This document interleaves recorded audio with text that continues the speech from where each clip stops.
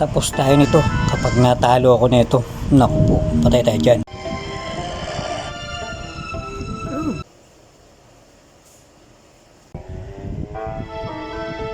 Hindi nyo ako matatalo. Patay tayo dyan. Mawawala na akong pag-asa. Naku po, nawalan pa ako ng tubig. Nakanto ko ah.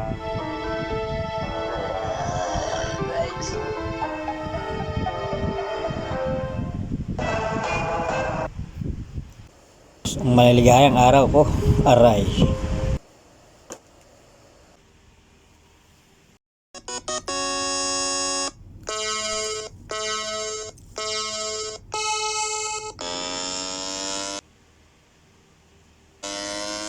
Kanan, kanan, kanan.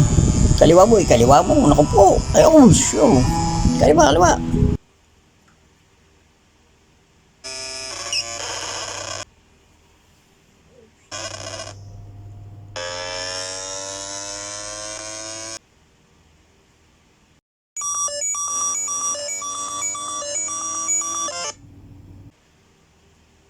Ayos. Talo na naman ako, crush.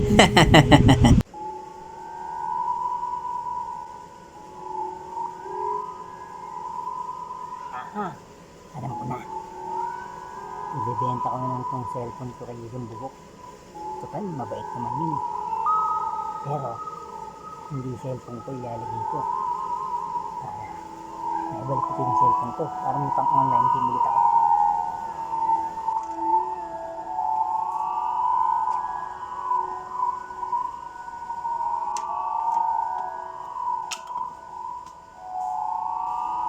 Ayos. Sa wakas, nakarating din ako sa bahay ni Gagambugok. Gagambugok, home sweet home. Aba? Do not disturb. Pakalapit pala ng bahay ni Gagambugok.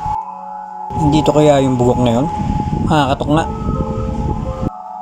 Gagambugok, si Imon to, ang iyong matalik na kaibigan. Boses ni Imon yun ah. Ano naman kaya kailangan sa akin ng Imon na yun? Matingnan nga.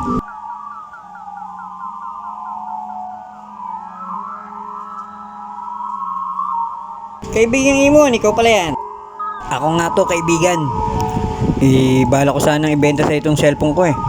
Wala akong pambili bigas at saka ulam. Nagugutom na ako eh. Pero okay pa naman to. Makinis na makinis at pwede mong ipang FB mobile panchat kay crush, di ba? Kunin mo na. Sige, dahil kaibigan kita, bibiling ko yan. Pasensya ka na, kaibigan Gagambugok. Kailangan ko lang talaga ng pera. Aha, sinasabi ko na nga ba, may gagawin na namang kalokohan si Imon. Di talaga siya pagkakatiwalaan. Ayos, sana hindi ako mahalata ni Gagambugok. So, ang dapat sa'yo, paring Imon,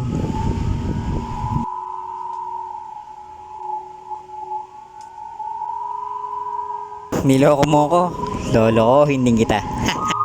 Bugok ko man ako, hindi naman ako tanga.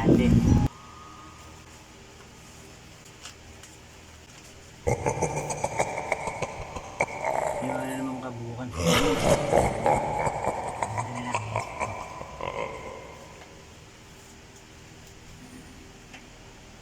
Ito na yung bayad ko, paring Imon. Ito na yung cellphone, pre. Sige, salamat. Ingat ka ha. Main ka na mabuti ha.